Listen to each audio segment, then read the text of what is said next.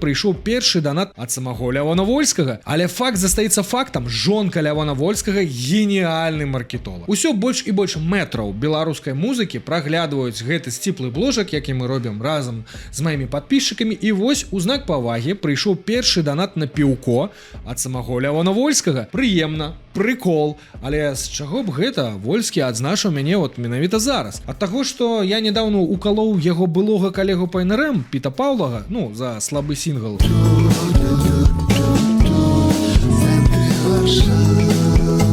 Ад таго, што відосы пра вяртанне Крымбамбулі набралі 20 тысяч праглядаў. Дарэчы, гурт сыграе 31 мая ў Вільні.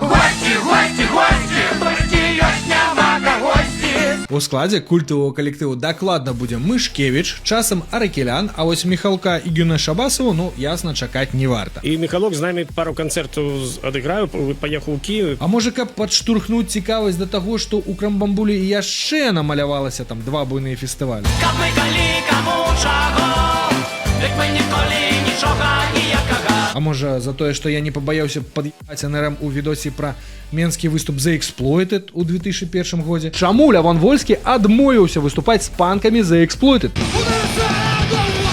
Ці проста гэта шчырае піўко ад знакамітага аўтара маладому аўтару. А ўвогуле, вы зразумелі прыкол? Гэта была самая інфарматыўная, глыбокая і самая танная інтэграцыя ў гісторыі майго канала. Праца за піўко. Спадзяюся, вам таксама ржачна ад гэтага нюансу. А сур'ёзна, мне вельмі патрэбная падтрымка на тэхніку і для сябе, і для маіх памочнікаў.